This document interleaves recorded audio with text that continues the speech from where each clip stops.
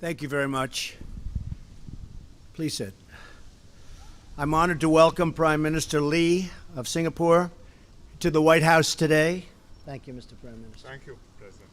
I want to thank you for visiting us and your entire group of very, very talented people that we're dealing with. Our friendship has never been stronger than it is right now. Singapore is one of our closest strategic partners in Asia. The United States is proud of the deep and enduring partnership we have built since Singapore gained its independence more than half a century ago. Singapore's rapid development from a poor island nation to an economic powerhouse under the leadership of the Prime Minister's great father. He was a great man. He really was a great man.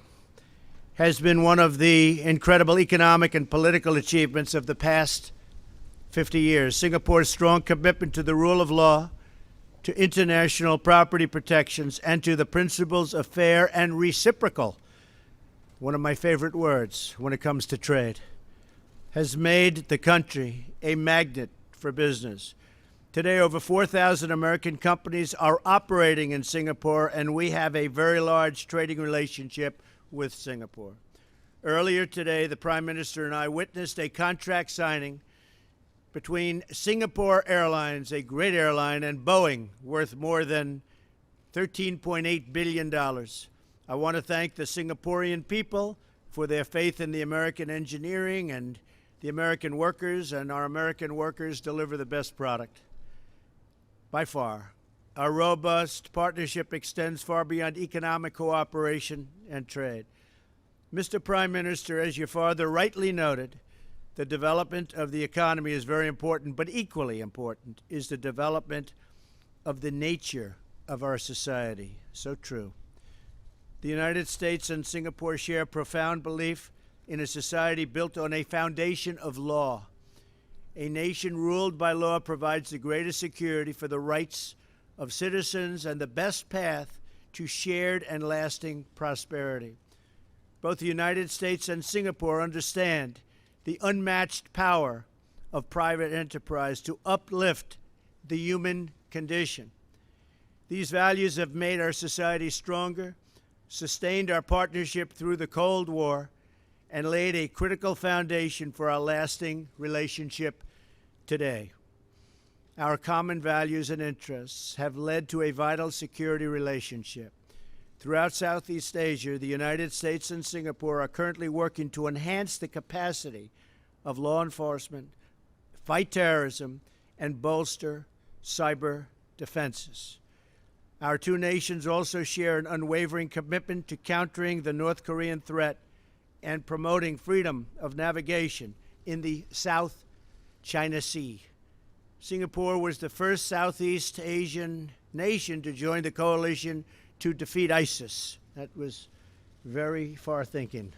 You were there before most. More than 1,000 of its military personnel train here in the United States every single year. When Hurricane Harvey struck our Gulf Coast in late August, Singapore deployed its own helicopters to help transport personnel and critical resources to areas in need. And the Prime Minister told me that and called me and made that request himself. It was a great help, and we want to thank you very much, the use of your helicopters. When the American Navy destroyer, the USS John McCain, suffered a collision at the sea, Singapore came to our immediate assistance.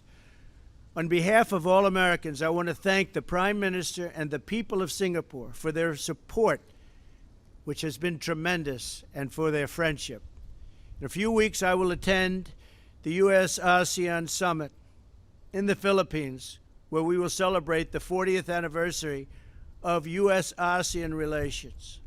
I look forward to continuing our discussions at this year's summit and to seeing the great things Singapore will accomplish as ASEAN chair in 2018. In other words, this great gathering will take place in Singapore in 2018. Mr. Prime Minister, thank you for your continuing partnership and leadership. The U.S.-Singapore relationship has made both of our people far more prosperous and secure, and our values have made us long-standing friends. We are fortunate to have such a wonderful and loyal partner. Thank you very much. Thank you, Mr. President. Mr. President, ladies and gentlemen, I'd like to thank President Trump for his very warm hospitality. I'm very happy to visit him in Washington following our first meeting, which was at the G20 summit in Hamburg in July. We had a wide-ranging exchange in the Oval Office and then over lunch.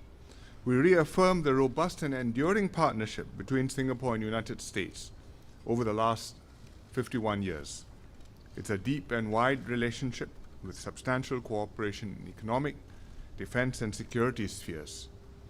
And we also discussed what more we could do to take it forward. On the economic front, the US is an important partner for many countries in Asia, just as Asia is an important economic partner for the United States. Singapore is a small country, we're just 5.5 million, but we have sizable investments and trade with the US, and these continue to grow. For example, we are the second largest Asian investor in the US, with more than $70 billion in stock investments. And our total trade in goods and services amounted to more than $68 billion last year. The US has consistently run a substantial trade surplus with Singapore. Last year it stood at $18 billion. In other words, America exported $43 billion of goods and services to Singapore, and on a per capita basis, we must be one of the highest buying American customers in the world.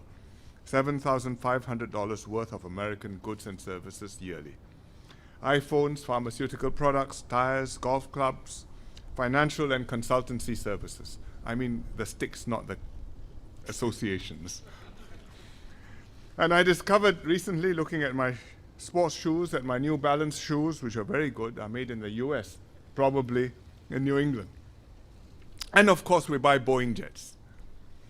President Trump and I just witnessed a signing between Singapore Airlines and Boeing for SIA to purchase 39 Boeing aircraft worth $13.8 billion. It's a win-win for both sides.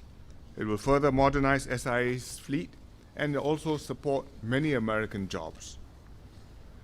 Our defense ties are very strong. Singapore supports a military presence in Asia. Since 1990, we have hosted USAF and Navy aircraft and ships on rotational deployments. We thank the US for hosting more than 1,000 Singapore military personnel each year in training detachments in the United States.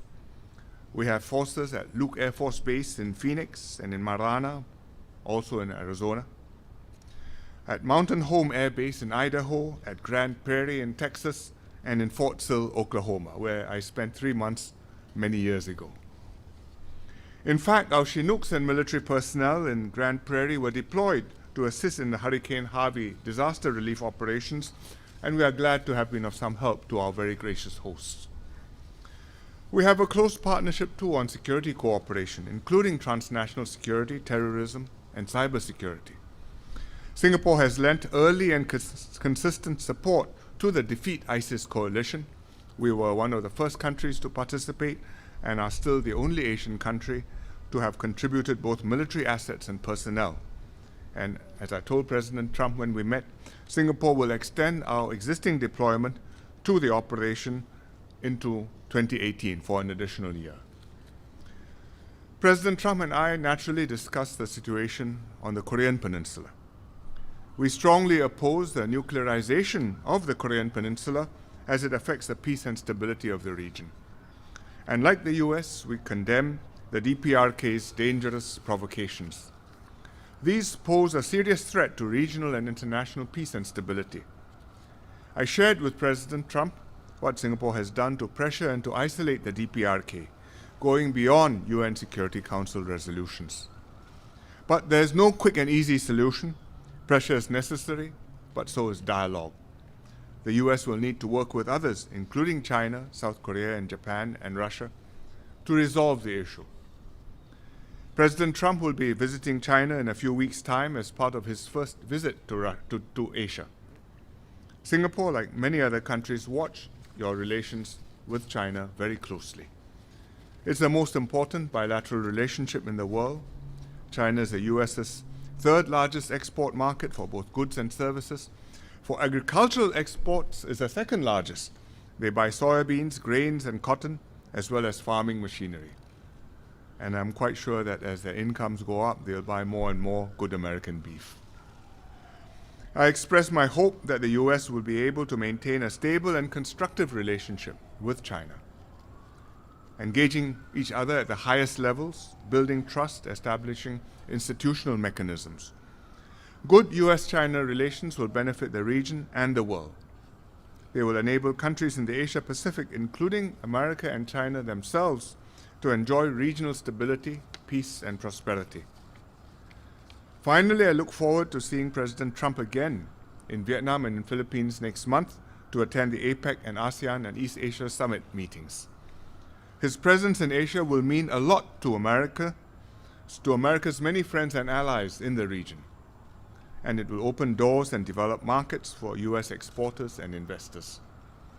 Although the President is not visiting Singapore this time round, I have invited him to visit Singapore at the earliest opportunity, and I'm very glad that he has accepted.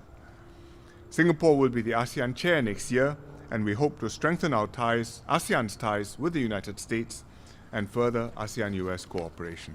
Thank you very much. Thank you very much, everybody. Thank you.